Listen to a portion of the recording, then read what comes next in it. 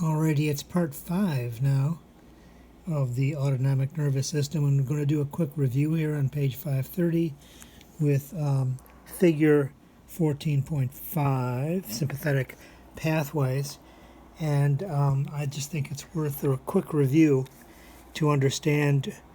Let's do it again. We're at the spinal level T1, which means that this is in the first rib, subcostal groove right here, coming out, subcostal groove. Here we are at L2, at just below the, 4 inches below the 12th rib, which means that we're coming underneath the umbilicus when we come out to the front. Okay, so that's our range. First rib due just below umbilicus. And here we are in terms of the spinal cord, which is actually quite a bit higher up than would often be seen in the body. And we're in the lateral horn, where we have the motor portion of the sympathetic nervous system. And so on one case here, we can come out through the ventral root, which is a motor feature. Remember, the dorsal is going to be sensory. And we come over here to the spinal nerve in the intervertebral foramen, and then we go in through the white ramus. By definition, if you're in the white ramus, you're in a pre-ganglionic sympathetic nerve fiber. We're going to synapse at the same level, go out the gray ramus with the second order neuron.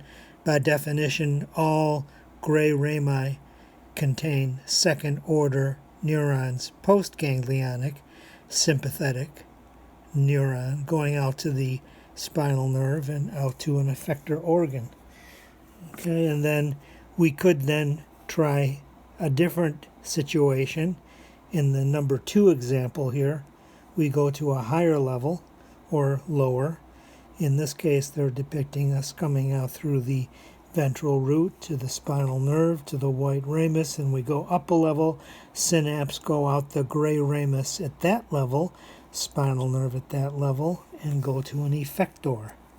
And then here's the third example, where we are in the lateral horn, coming out the ventral motor root to the spinal nerve to the white ramus, through the sympathetic trunk onto a splanchnic nerve. Notice the spelling, splanchnic nerve, could be thoracic, lumbar, etc.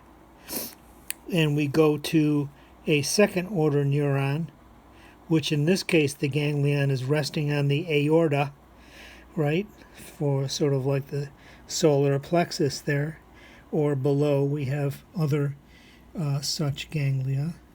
And then we go to a effector organ.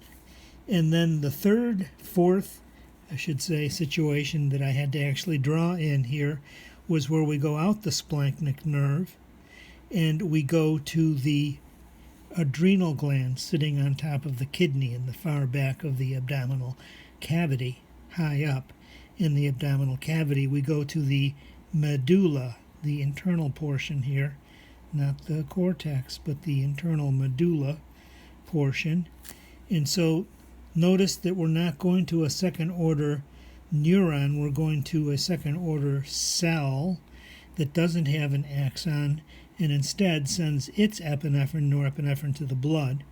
That's the fourth example. And in fact, in most significant sympathetic nervous system cases, this is more than 50% of the outflow, which means it's bloodborne, which means that if somebody cuts you off in traffic, you're going to have to unstrap your car and walk around before you feel better and metabolize the epinephrine. Since you can't do that in highway traffic, you just have to learn how to meditate through sympathetic responses.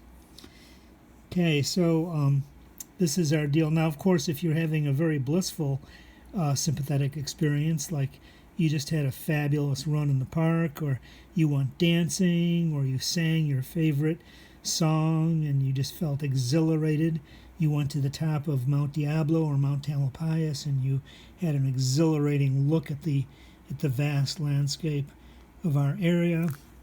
In other words, any exhilaration will give you this outcome, and you feel good for a while.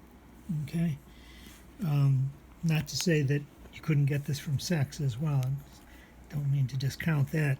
But at any rate, any sympathetic outflow here is, shall we say, a little bit of body buzz, which is pleasant. And I recommend being under the sky every day to obtain it. So, and here we are again with our, I said that I would come back to this page.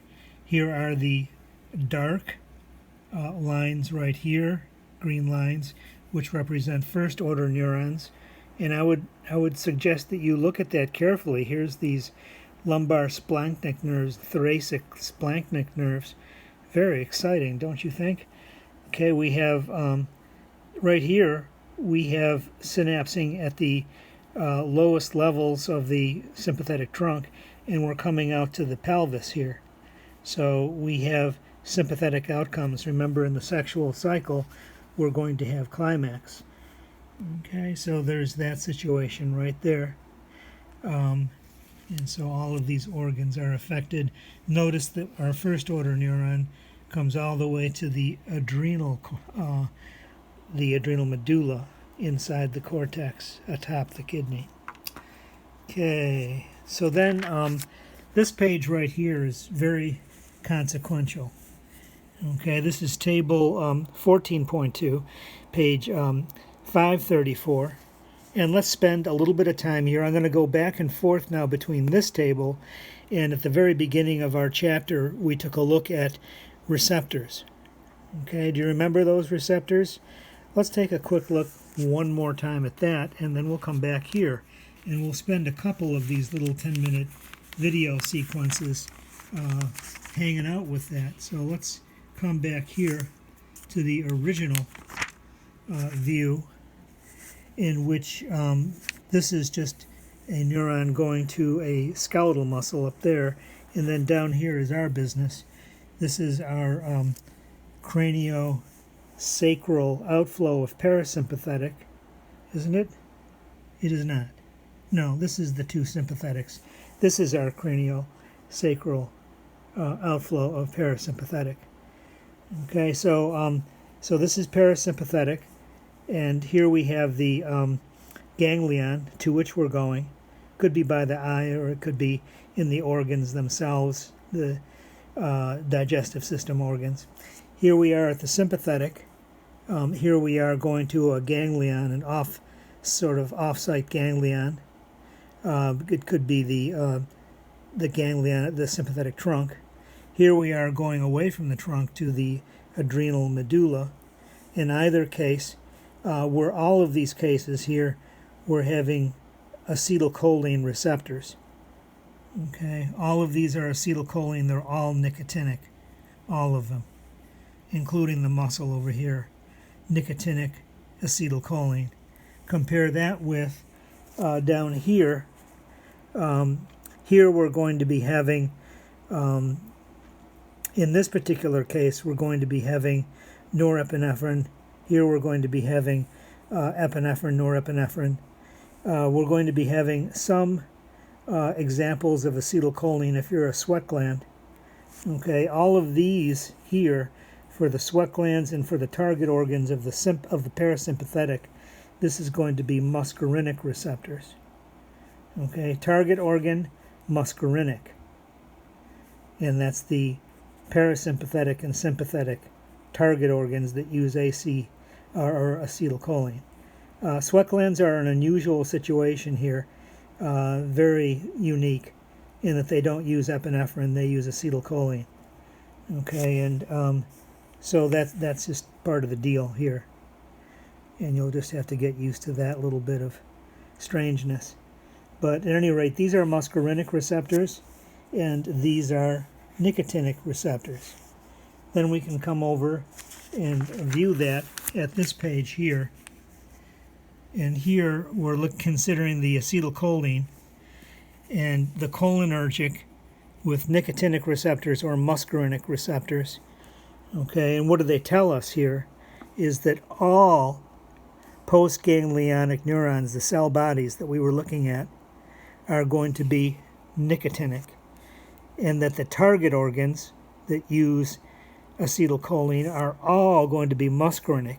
Does this include skeletal muscle? No. Skeletal muscle uses nicotinic, but all parasympathetic outcomes, targets, use muscarinic. Okay? And then we'll come down here in our next section and do the sympathetic experience.